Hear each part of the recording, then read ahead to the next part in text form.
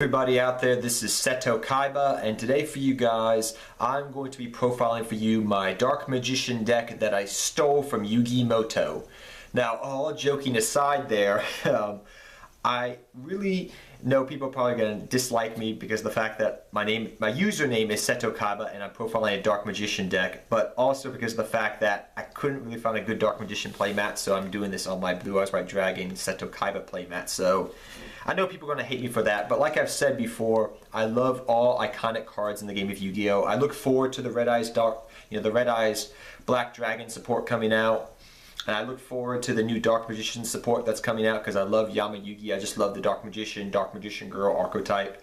And I love Seto Kaiba because I love Blue Eyes White Dragon. It was the first type of deck I played with, and I always identified myself with Seto Kaiba because me and him have a lot of things in common personally in life. So without further ado, we're going to get to today's deck profile. There is two cards that I do run in the deck. I know people may disagree with my choice of running those two cards, but they do come in handy and they do have their purpose in the deck. So without further ado, let us get started here. So first off, we run our 3 Dark Magician, the 2 original Dark Magician here from when my brother and I used to play. You know, he used to play Yu-Gi-Moto with Dark Magician. I played Blue Eyes White Dragon, you know, with Seto Kaiba's structure deck. And these are his 2 Dark Magicians from back then. And this is just another Dark Magician from another Yu-Gi structure deck back in the day. I think it was the one from Battle City.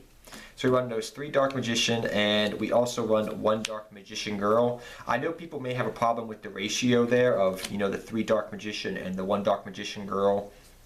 I know I've seen people run different ratios here of this of, you know, 2 Dark Magician, 2 Dark Magician Girl, or 3 Dark Magician and 3 Dark Magician Girl, but I just like the 1 Dark Magician Girl because I like the card in general, but also because the fusion is not too bad. Plus the fact of the matter is, I will say that when you get Dark Magician Girl out, if you're able to tribute summon for her, or, you know, use things like, same thing goes for Dark Magician, like, things like, Magical Dimension, or, you know, things like that to get her out. She usually gets her attack boost because there's usually 1 to 2 Dark Magicians in the graveyard. So she will get attack boost, and plus the fact that we do run a Spellbook engine, or a mini Spellbook engine, she can become pretty powerful, like 3,000 something attack. So next we run 3 Elemental Hero Prisma. Prisma is your main way of getting your Dark Magician fusions out, plus the fact that Prisma works well with Dark Magic attack, because his name becomes Dark Magician, so you can, you know, people won't know what's going on, so you bring out Elemental Hero Prisma, his name becomes Dark Magician, you activate Dark Magic attack, blow up your opponent's back row, and proceed through there to make your Dark Magician fusions. Plus you can get Elemental Prisma out, Elemental Hero Prisma out by using things like Rhoda to search him, and also use Summoner Monk. Next we run 3 skilled Dark Magician. Some people may say 3 skilled Dark Magician is a little bit too much. Personally, he's the beat stick of the deck, plus he's one of the ways of getting Dark Magician out of your deck. So he's really useful, but sometimes I've even used him just as fodder for like Allure of Darkness, which makes the fact that you're running, you know, some vanilla monsters like Dark Magician, Dark Magician Girl, you can pitch them with Allure of Darkness, you can bring them out, special summon them, you know, by tributing, say, a skilled Dark Magician or any of the other spellcasters you have by using Magical Dimensions. So sometimes I'll just summon this, activate this, bring out a Dark Magician that way. So 3 skilled Dark Magician, it's your beat stick, it's your way of getting Dark Magician out, and sometimes you can just use it as tribute fodder. Next we run for your 1F spell cards, because you do run the, kind of like a mini Spellbook engine, I guess you could say. You run 1 Magician's Valkyria, 1 Breaker the Magical Warrior, 1 Kaiku the Ghost Destroyer. So Magician's Valkyria, because you run with her and the 3 Prismas, you run 4 light targets in the main deck. So I run BLS, which I'll talk about later, so it can give you kind of a chaos theme with the deck. So you can use things like the Miracle Fusion for heroes, or you can just banish it for BLS or something of that nature. Plus these along with your skilled Dark Magicians are the ways you use things like your Spellbook of Powers with your little Spellbook engine that you run in the deck. So Kaiku can help against certain decks by banishing things out of your opponent's graveyard, messing with your opponent's graveyard. Breaker, it's a good standalone monster. You can, you know, get a counter on it. So with Spellbook of Power, it can become like a 29 beat stick, or if you activate, you know, blow something up on the field, it becomes a 26 beat stick.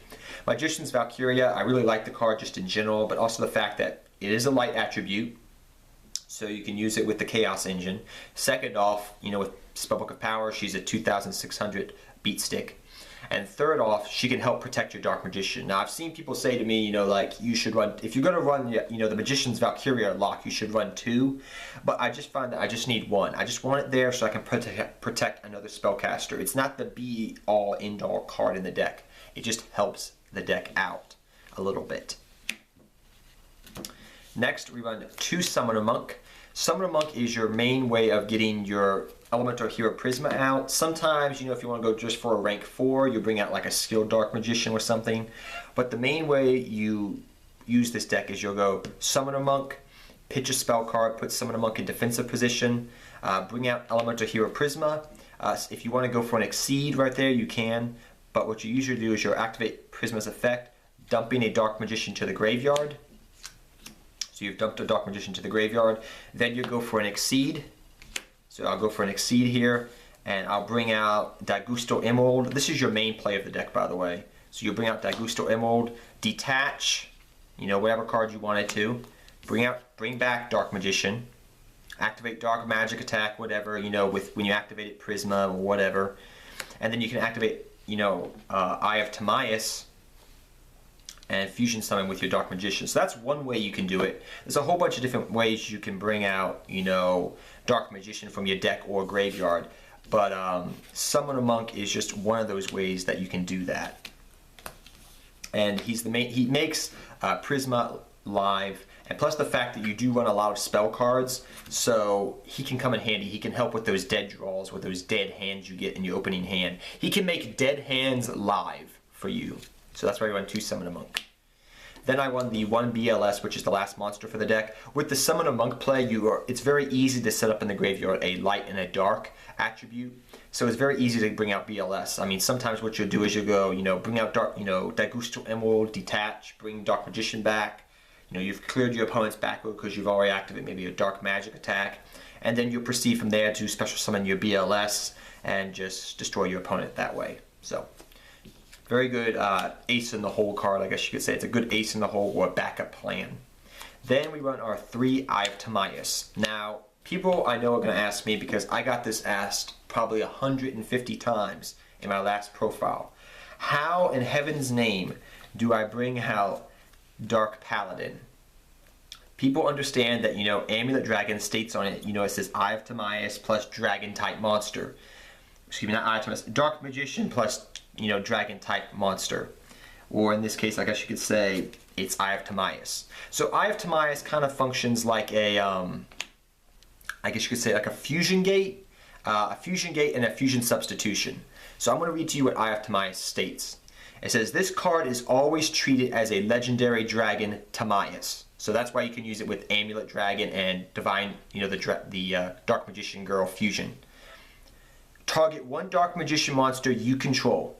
Fusion summon 1 fusion monster from your extra deck that lists that monster on the fusion on the monster on the field as a fusion monster material.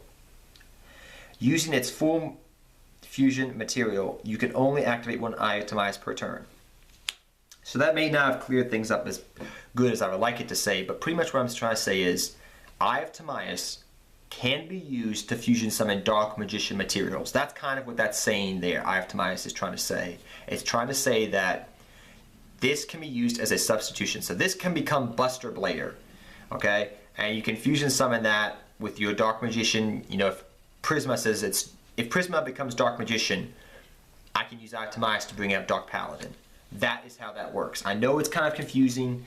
If you have trouble understanding that, I would suggest you just go to the Yu-Gi-Oh! Wikia page, type in, the rulings for Eye of Timaeus, and it would become crystal clear to you after that.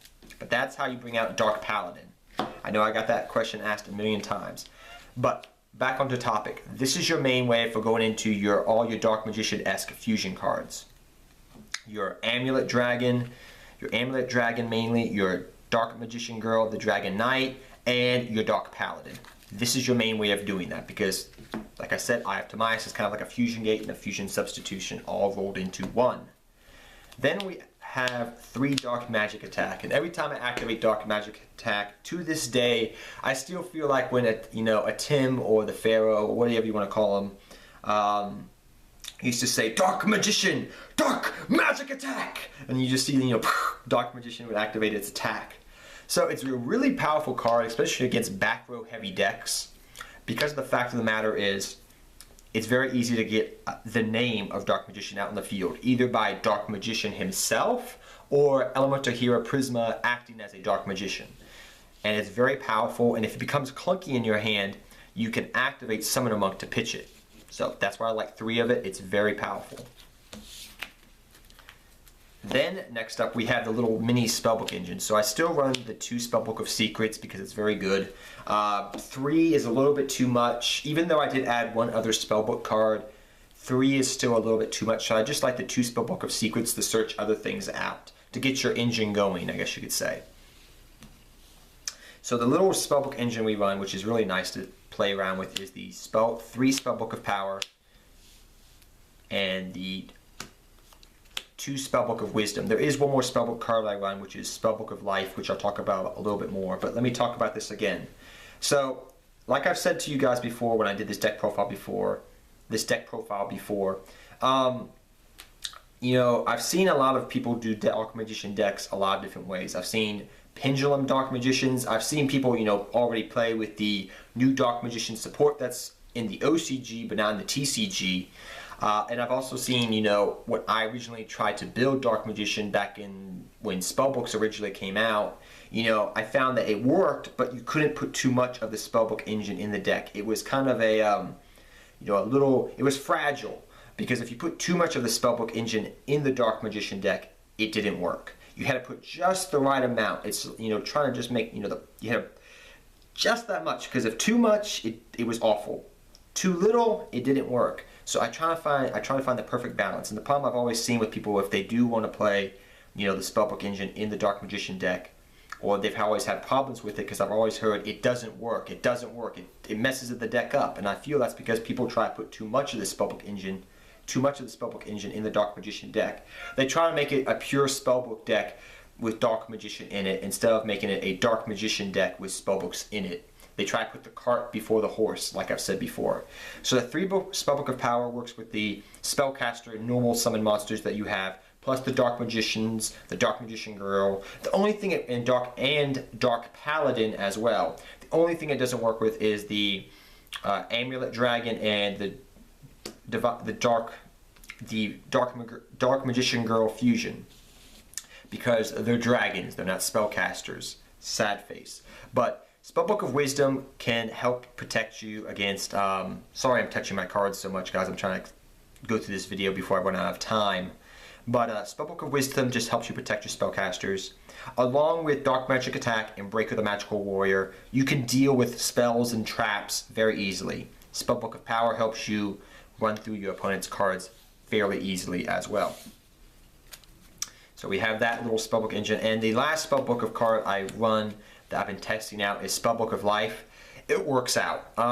Somebody suggested to me before, when I first posted this video up back in December, to try it out, and it was actually the one card that just was like a hairpin short of making this list.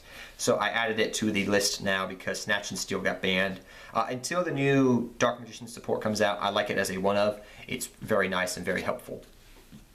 So 1 Spellbook of Life. Then to help with your dead hands, we run 2 Magical Dimension. This helps, destroy a card on field and bring out your Dark Magician S cards or your Dark Magician Girl. Dark Magician with Dark Magician Girl. It's very useful as a 2 of. 3 is too much. The fact that it's a quick play spell means it's extra good. So I like it for that reason. Along with Lure of Darkness, it just helps with those clunky hands. Then we run 2 Reinforcement of the Army. This just helps you get to your Prisma if you already have Eye of Timaeus in your hand. Sometimes you just pitch it with Summoner Monk so you can bring Prisma out. So it's good in that respect. I think if the new Dark Magician support comes out anytime soon, this card's going to go bye-bye, and I'm going to probably put some of the new Dark Magician support in it. Then for your other spells, the mostly one-ofs, we run 1 Pod Duality and 1 Miracle Fusion. Pod Duality, I just like it as a one-of. 2 of is a little bit too much for me, but I like it because it can help with those clunky hands. You can pitch it with Summoner Monk if you wish, which is nice, but I only like it as a 1 of. 2, it gets kind of clunky. 3, definitely no, because the deck does special summon fairly frequently. Though sometimes you can rely upon your Spellbook engine to do most of the grunt work.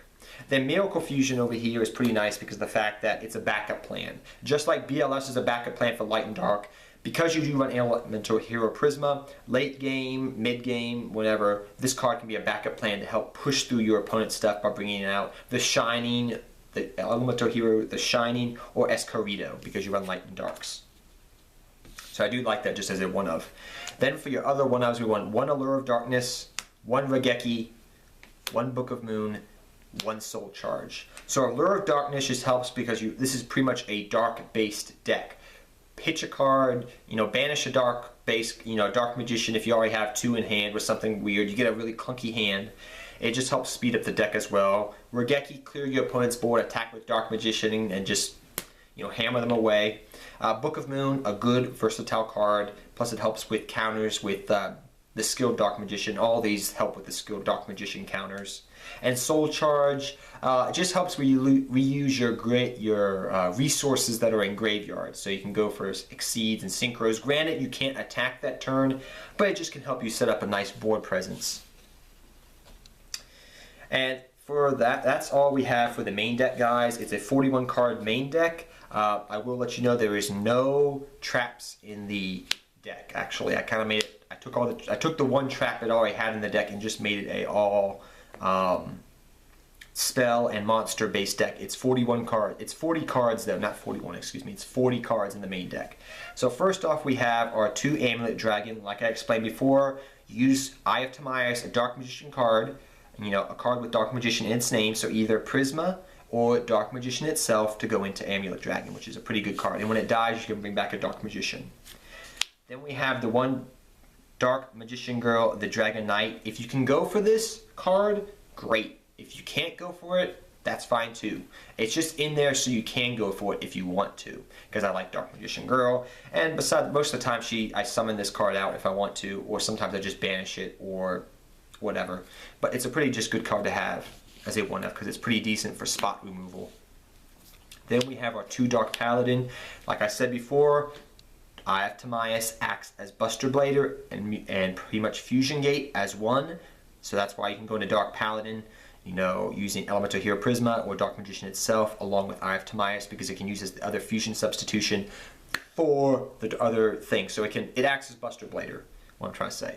So 2 Dark Paladin, it's a really, really good card. Some people like it as a 1 of or 2 of, but I just like it as a 2 of because it can come in handy. Sometimes you'll go into 2 of them a duel. Then we run for your Miracle Fusion target, we run 1 Shining and 1 Escorido, both hero monsters. Then we run also 1 Dagusto Emerald. If you have 2 Dagusto Emeralds, run 2 of it. It's really nice to have 1 Castel, 1 Dark Rebellion XYZ Dragon, 1 Exciton Knight.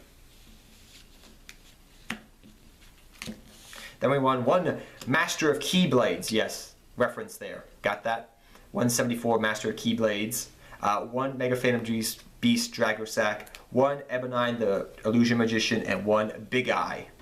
Number 11 Big Eye. So that is the entire deck, guys. I hope you all enjoyed it. Like I said, I can't wait for the new Dark Magician support to come out. That's going to make this deck really fun to play around with. But the deck's just more of a fun, casual deck. It can go against some competitive decks if you play it right, but you can't make you have to cut down on your misplays. When you actually play like Blue Eyes versus Dark Magician, you really get in character sometimes and you do make more misplays than you normally would. It's just because of the fact that it's Dark Magician versus Blue Eyes Like Dragon. It's like when we were kids and we watched it on TV or played it when we were little kids with our Yugi and Kaiba structure decks. But I can't wait for the new Dark Magician support. I can't wait for the new Red Eyes support so I can have Dark Magician versus Red Eyes. And I just love this deck in general. It's really fun to play around with. But till next time, guys, take care, have fun dueling, good luck dueling. Please remember to give this video a thumbs up if you love Dark Magician and all iconic cards out there. And I hope this video was very informative on how to play this deck. Take care, everybody. Take care, everybody. Till next time. Seto Kaiba, I'm out of here, guys.